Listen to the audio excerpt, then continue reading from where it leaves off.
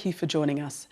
The night sky over Israel and Gaza has been lit up by a series of rocket attacks and bombings as violence continues between Israel and the Palestinians. The UN Security Council is set to discuss the conflict later, after days of bomb attacks, as well as protests and clashes on the ground in Israel and the occupied West Bank. Around midnight local time, Hamas fired a barrage of rockets from Gaza towards Tel Aviv. Air raid sirens went off as the rockets flew over the city and were intercepted by the Iron Dome system. Around 10 people were injured while running for bomb shelters, according to local medics. Israel has reported that at least 9 people have died, including 2 children. That's since Monday. Israel's military launched a wave of airstrikes on several locations in Gaza, including the home of Hamas's chief there. Palestinian officials say at least 4 people were killed and more were injured.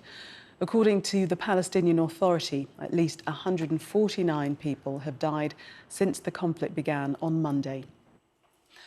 In an effort to ease tensions, US President Joe Biden has spoken to the Israeli Prime Minister Benjamin Netanyahu and the Palestinian President Mahmoud Abbas in separate phone calls. He called for a de-escalation from both sides and for peace in the region. After the phone call, Israeli Prime Minister Benjamin Netanyahu held a news conference and blamed Hamas for the upsurge in violence. This past week, millions of Israelis were forced into bomb shelters as missiles rained down on our cities. Several Israelis have been killed, many more have been wounded. You know, and I know, no country would tolerate this. Israel. Meanwhile, Hamas chief Ismail Haniyeh has warned that Palestinians in Gaza will not retreat in the face of attacks by Israel. Speaking to a crowd of supporters in Qatar, he said Palestinians will not accept anything less than a Palestinian state with Jerusalem as its capital. Our Foreign Affairs editor, Deborah Haynes, joins me now from Jerusalem. And Deborah, is there any sense that the international efforts at brokering peace are making any inroads at all? Well, certainly not, and quite the opposite, in fact. There's been a further escalation in the early hours of this morning, with the Israeli military saying that they targeted the top Hamas leader in Gaza, his house. He's not believed to have been there at the time, but a significant step by them, and also a signal that they are not letting up, despite mounting concern about the heavy toll this crisis is having on civilians. You've talked about how 9 Israelis have died in the last week. On the Palestinian side in Gaza, Palestinian health officials saying more than 140 people have been killed. The Israeli military say that at least more than 30 of them were Hamas militants, but the Palestinians say at least 40 children have been killed. And there's also significant condemnation, concern about the fact that the Israeli Defense Forces decided to target a multi-story building in Gaza City that housed a number of news organisations. The Israelis say they did this because Hamas was also using that location, but the AP news agency and Al Jazeera have expressed concern about the ability of the press to go about doing their job, documenting what's happening in Gaza on both sides, the rockets being launched from Gaza towards Israel, and then the impact of the Israeli airstrikes into Gaza. You talked about the diplomatic effort. Clearly, urgent diplomacy is underway. The United States sent a special envoy to this region. He arrived in Israel on Friday, talking to the Israelis, talking to the Palestinian Authority. The US does not have direct links with Hamas, and that's why regional players like Egypt, like Qatar, interesting that the Hamas leader himself is in Qatar at the moment, or at least he was last night when he made those comments. They are all involved, trying to bring cool heads, trying to just stop the fighting. No one thinks they can strike a peace deal, but at the moment, the absolute focus is on trying to stop the bombardments and the counter-bombardments.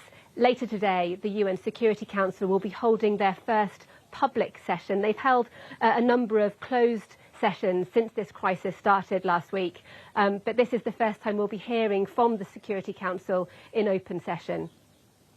Deborah, thanks very much for that update. Also this morning, it's the eve of the next stage of unlocking the COVID-19 lockdown. But Boris Johnson is facing pressure as to whether it's safe to continue easing regulations in England, with some scientists warning that relaxing measures could lead to a new peak of infections from the Indian variant. Let's look at some of the changes coming into force from tomorrow. In England, a maximum 6 people or 2 households will be able to meet indoors. Groups of up to 30 will be able to meet outdoors. Indoor service for pubs and restaurants will begin again, and other venues such as cinemas, museums and theatres will be allowed to reopen with some restrictions. It's a similar picture in Wales.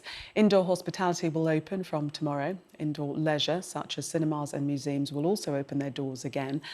And like England and Scotland, international travel from Wales will be permitted, with all 3 countries sharing the traffic light system.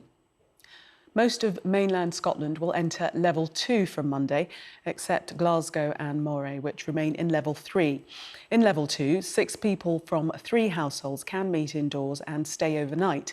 Up to 50 people are allowed to attend weddings and funerals, and restaurants and pubs can now serve alcohol indoors.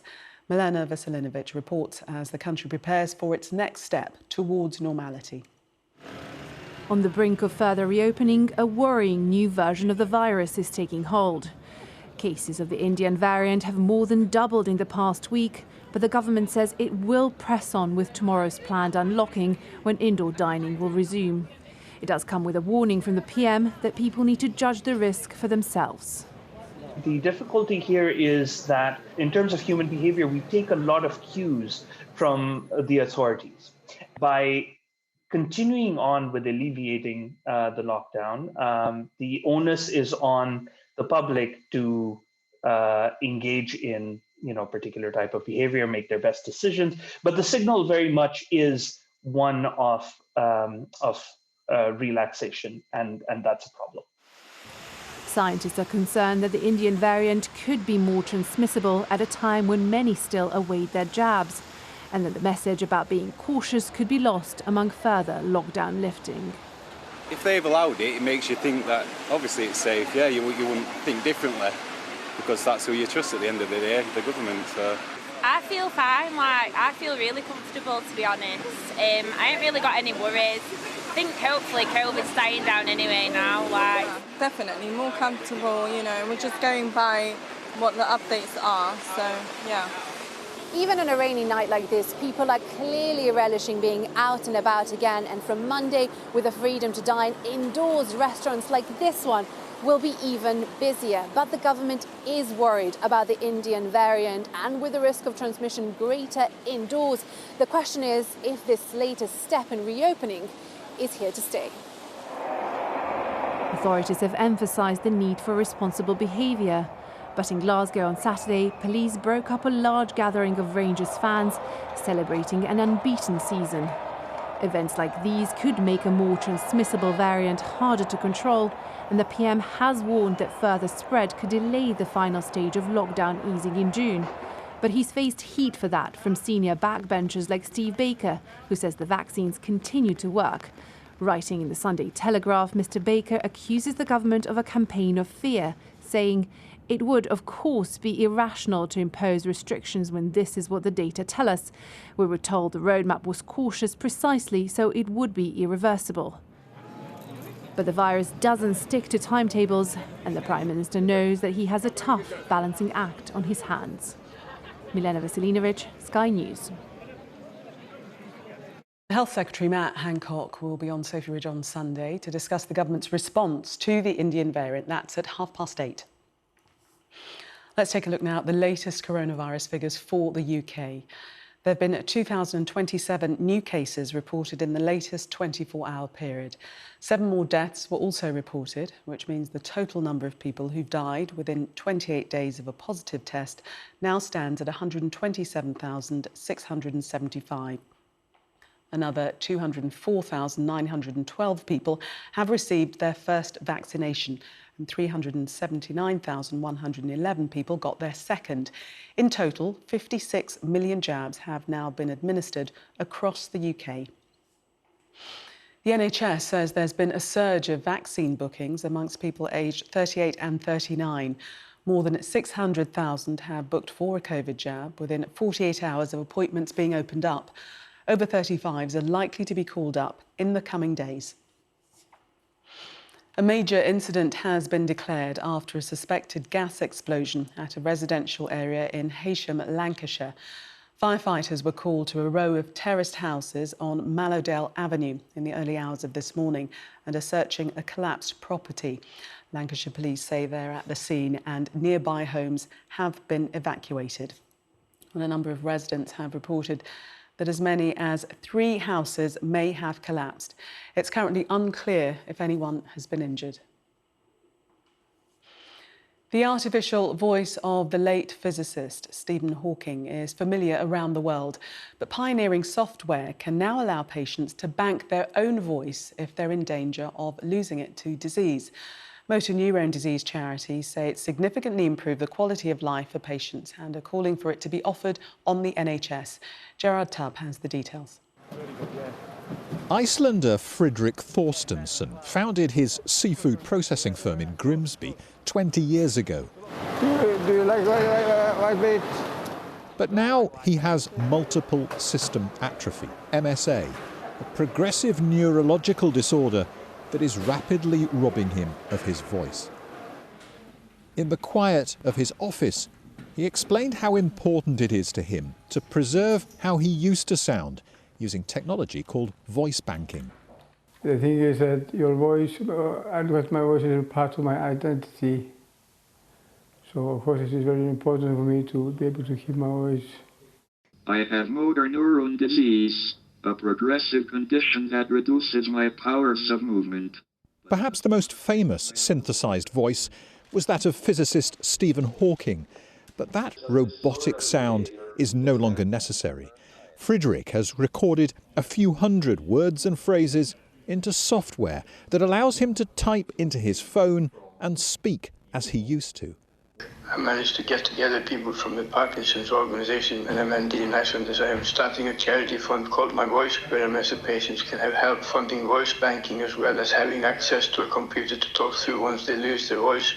A promotional video has been released by Dorset NHS Trust showing how the system works. The Trust has been a pioneer in voice banking and has now made it a permanent part of its service for patients who will lose their voice. When you're given a diagnosis like that, there's very little that the consultants can say to you that you can actively do to manage your condition. So having something like voice banking, which is actually something really positive that you can focus your time onto, your thoughts can be sort of controlled onto doing something that is proactive, means a lot to patients. The Dorset service works with the Motor Neuron Disease Association, which wants to see voice banking made more widely available. Last year, we funded about 250 people to bank their voices, and the demand is going up as the awareness raises. And each time somebody banks their voice, that costs money to the association. So that's people running marathons to raise that money. So I would like to hope in the future that is funded through the NHS. Meanwhile, Fredrik is putting £20,000 into his new charity to help others capture their voice before it's too late. Gerard Tubb, Sky News, Grimsby. Let's return to our top story. And there's been another night of violence between Israel and the Palestinians, with the UN Security Council set to discuss the conflict later. Joining me now to discuss this more is Jose Vericat, Senior Advisor at the European Institute of Peace. Good morning to you. This is the 7th day of the conflict now, with escalations overnight. Are we looking at full-blown war now? I think so. I think this is definitely the 4th war since the first war in 2008, 2009. We've already reached an enormous number of killed and wounded in Gaza in particular, and the violence is no holds barred from both sides, particularly on the side of Israel. I mean, the incomparable damage being caused in Gaza to infrastructure and to humans. We've seen President Biden speaking to the Israeli Prime Minister Benjamin Netanyahu and the Palestinian President Mahmoud Abbas. this has happened overnight. Do you think that this possibly might be a turning point in the international community having some sway as to whether there will be a ceasefire? I mean, I think it's important, of course. I think engagement from the US administration is essential. I don't think there is anything particularly new, unfortunately. Particularly, obviously, it's blatant that the US administration has no contacts with Hamas. Speaking to Mahmoud Abbas will have only a very limited impact. Real mediation will be taking place between Israel and Hamas, or indirectly, whether through the UN envoy, or through Egypt, or through other parties. I think sending an envoy obviously sends a signal, but we haven't heard anything that we hadn't heard before about the conflict in Gaza. And I think new ideas really need to be introduced into the discussion. Very important for it to be discussed at the Security Council, for other parties also to express their opinion. I think that we've seen 4 wars since 2008, 2009, and it's clearly that the underlying cause is not being addressed. These are stopgap measures that are being introduced. These are only short-term solutions that are being offered, and we're probably going to see exactly the same this time around. It will probably end in Cairo with some sort of ceasefire that will not really address the fundamental problems, which is the siege of Gaza, 2 million people under siege for the past 15 years, and the overarching conflict in the West Bank as well, between Palestinians and Israelis, the fundamental political causes. This is not just a conflict about security, about self-defense. This is about real nationalist demands from Palestinians, about sovereignty, about basic rights that are being violated. So I think, particularly in relation to Gaza, we need a political solution.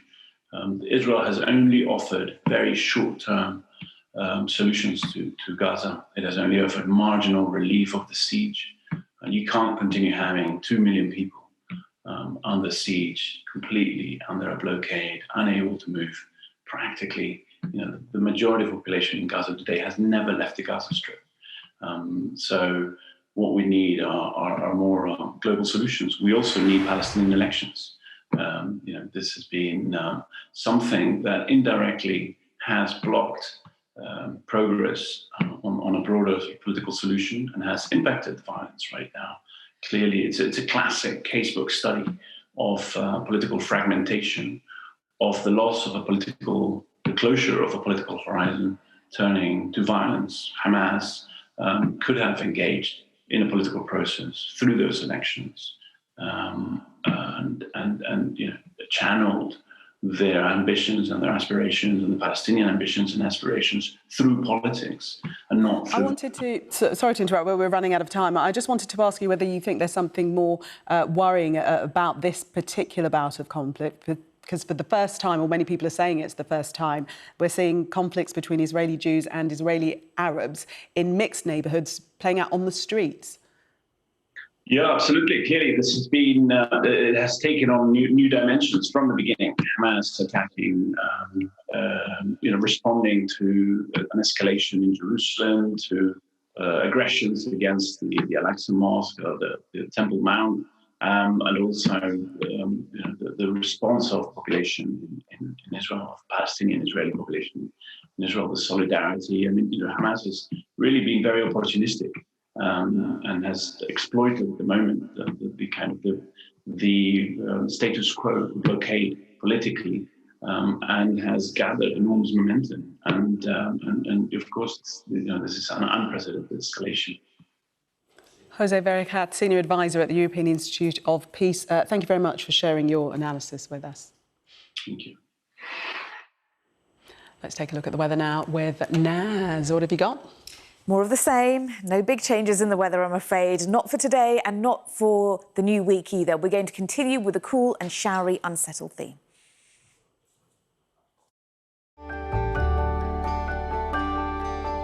Look forward to brighter skies. The weather, sponsored by Qatar Airways. Good morning. So no big changes with the weather forecast. I'm afraid we are going to continue with a cool and showery theme for today and into the new week as well. In fact, it does look like it's going to be quite a wet and windy day as we get towards Thursday for many places. Until then, it's a case of showers, and they will be heavy and thundery currently across parts of northern England, where it's a cloudy start to the day as well, and across parts of Wales and southern areas of England, we are seeing some heavy showers. Elsewhere, it's mostly fine and dry, quite chilly across some rural spots of Scotland, where we've had clear spells overnight, some patches of mist and fog there. Into this afternoon, the showers do become more widespread, just like previous days, and they will be quite heavy and thundery in places. There's even going to be the risk of hail again, and they will be quite prolonged across Wales and central parts of England in particular, as they will be quite slow moving across these parts. Winds are stronger across southern areas of England, so that will move through the showers quite quickly, so they'll be a bit more short-lived there. It's generally looking quite cool for the time of year. Temperatures around average or a little below. I think the highest temperatures today will be across parts of the northeast of England. This is Sky News Breakfast. Coming up, we'll be looking at what impact the Indian variant may have on Britain's unlocking ahead of tomorrow's lifting of restrictions.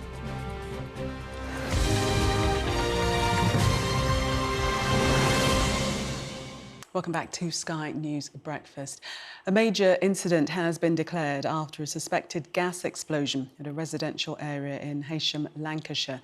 Firefighters were called to a row of terraced houses on Mallowdale Avenue in the early hours of this morning and are searching a collapsed property. Sadia Chowdhury joins us on the phone now from the site of the incident. And Sadia, what more can you tell us? Well, Gillian, a major incident has been declared here, and on the street there are police, fire and rescue trucks lining up. There's a cordon in place. There are also engineers from the local gas supplier who are here. This was, as we know, a gas explosion. The neighbours around here, who are actually all on their front lawns trying to figure out what has happened, have described hearing a loud blast. Some of them described it like a bomb going off. In the early hours of the morning, they said they rushed out to see what had happened. Now, as you say, there's a row of terraced houses, or maybe they were semi-detached houses, which there's like a gap in the horizon now where those houses were, and just some of the chimney stacks are still standing. Other than that, the place seems completely empty, but there is a cordon, so we can't get any closer. But I managed to get into the back garden of one of the neighbouring properties, and there are roof tiles all over the floor. There's so much damage to this gentleman's back garden, and he said it's all from, he said it felt like vertical, roof tiles just falling vertically onto his garden. And many of them say that they were approached by emergency services and told to turn off their gas supplies. And one lady said to me she was asked not to turn on her car engine for the first hour or so after the explosion.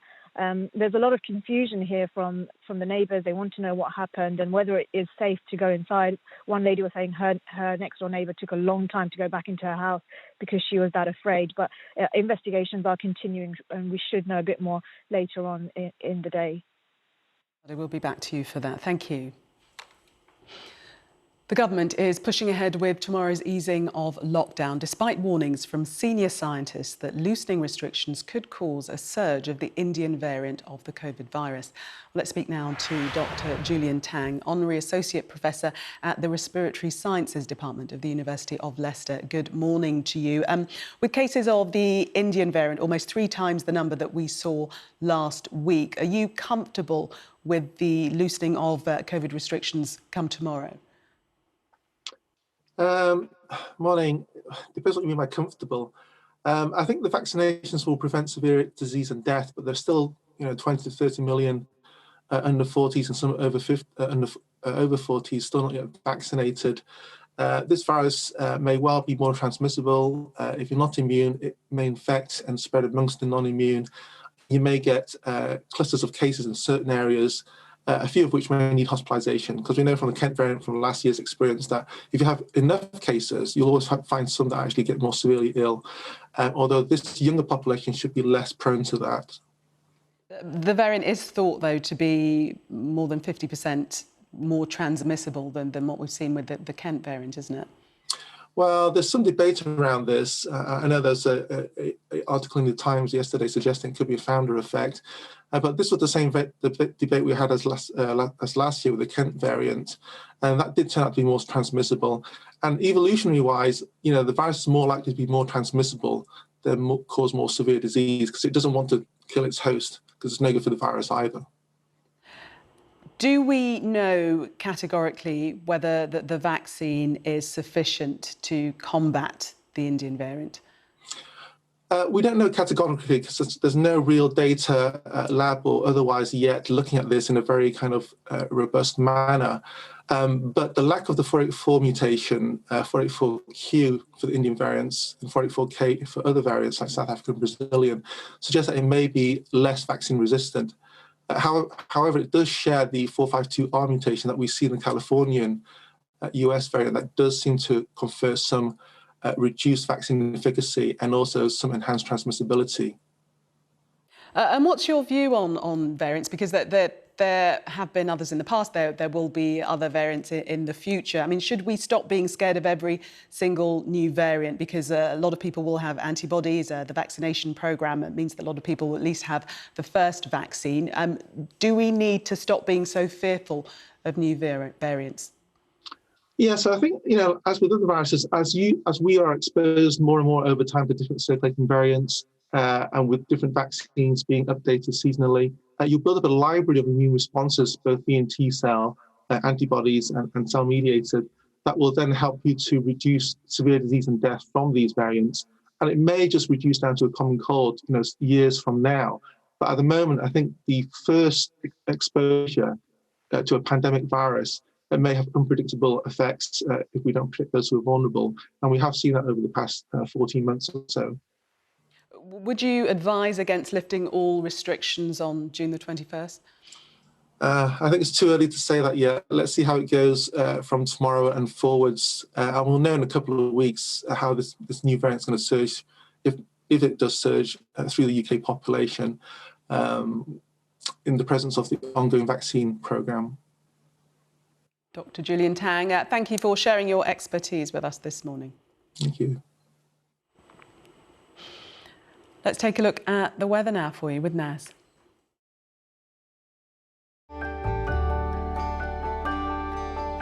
Look forward to brighter skies.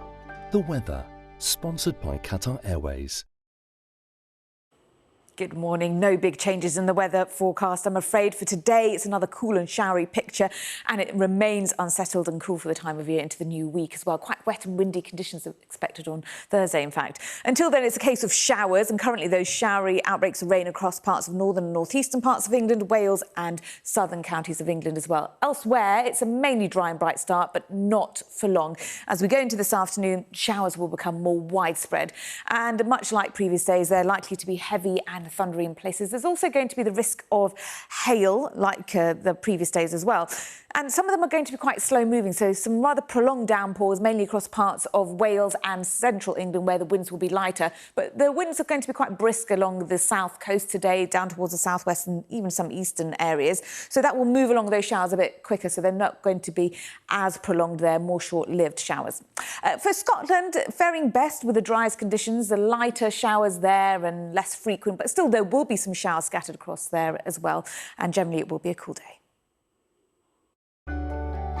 The weather, sponsored by Qatar Airways. It's 7:42. Still to come on Sky News Breakfast. We're going to be taking a look at the newspapers with the comedian Mark Dolan and the entrepreneur Kate Hardcastle.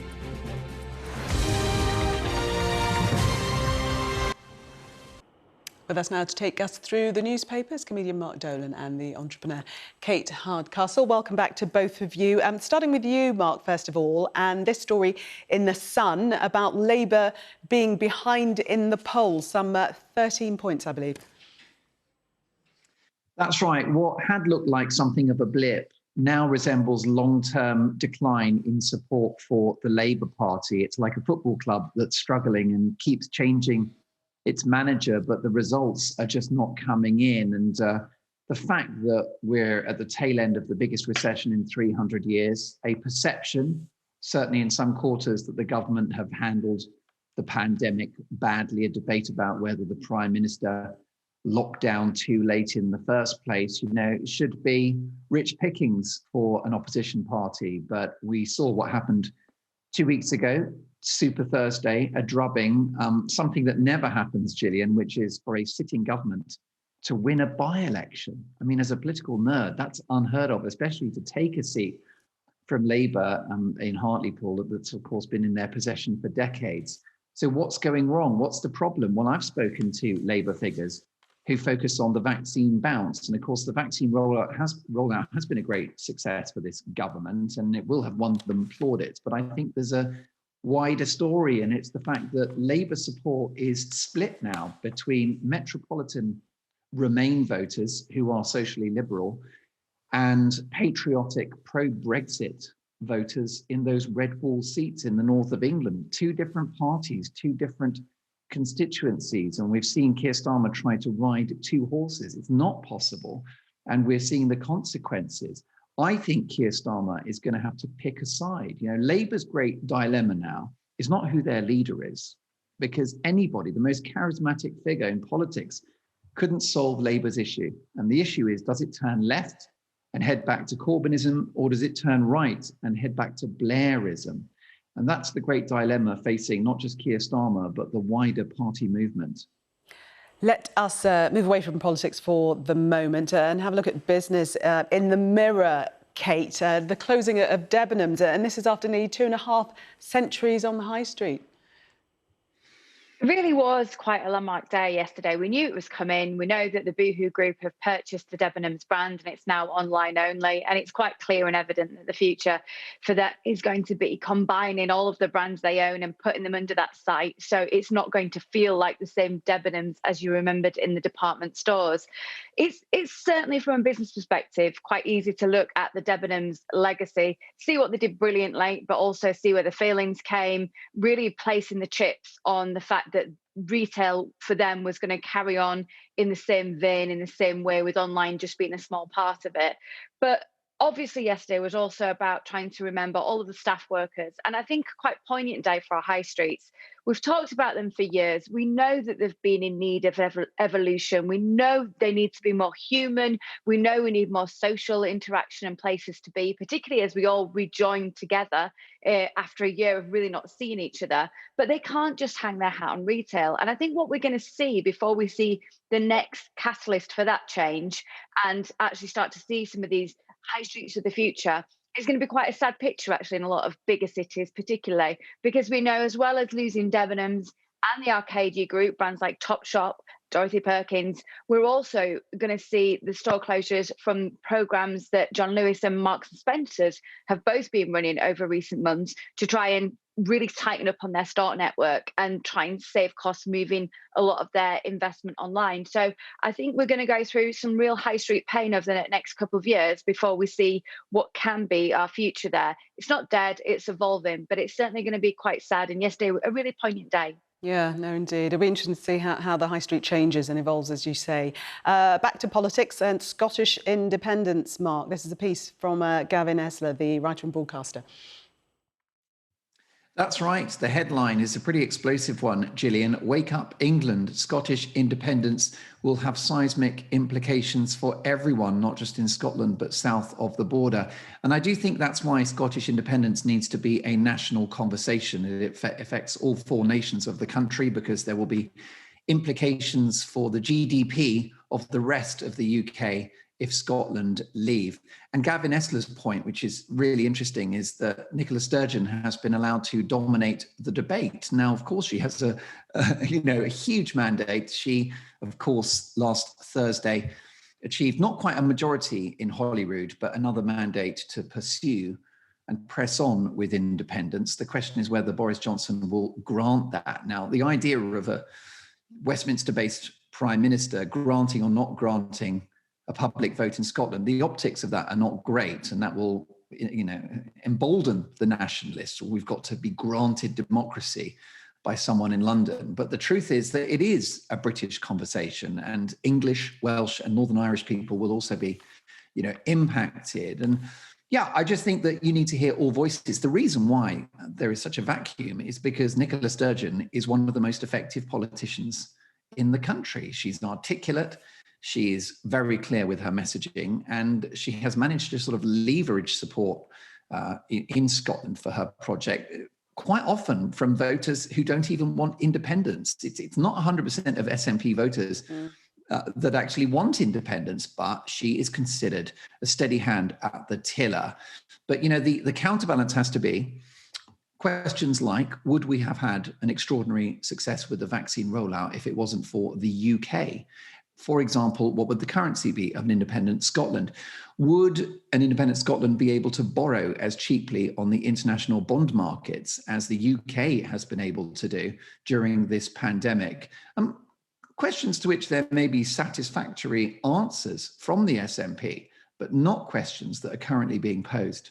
No, lots of questions to be answered, as you suggest there. To The Observer, Kate, completely different story. The rise of the croc.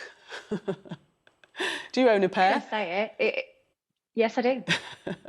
And Victoria Beckham said she wouldn't be seen dead wearing one. And it is the Marmite of footwear. So if that makes us on opposite sides of the love and hate of this piece of footwear that I quite celebrate, then there we go. I mean, it's really interesting from a business story because this gives a little bit of hope for brands out there, I think. In 2009, the organisation was very near bankruptcy, but with some magic marketing, some brand affiliation with very big celebrities, and the first ever gold pair worn on the Oscars catwalk last week, I think they've really turned it around. I mean, what's not to love, Gillian? Don't you have some? I did have, but I didn't wear them outside of the house. Oh, look, Mark's showing us his. Those are slides. See? Those aren't Crocs. Those are slides. That's different. Now, I want to apologise. I want to apologise to the Croc organisation, which is obviously an excellent company, but I found a slightly more budget version. And they always seem to be the worst possible colour, don't they? And but they're very, very easy to slip on when you're just taking the bins out. That's why I love mine. Yeah, nobody'd miss you in that fluorescent green pair, would they? Very quickly, we're running out of time. Tell us, Mark, about the rise of the OAP dad, or parent, actually. Well, it's a lovely story, really, which is, according to the Office for National Statistics, the number of older parents has exploded in the last 5 years. I think something like 1,300 dads in particular, over 65, have had children. And there are lots of celebrities opting for sleepless nights rather than slippers and a pipe by the fire. Mark and Kate, thank you so much. I struggled when I was 25, so good luck. Thank you both.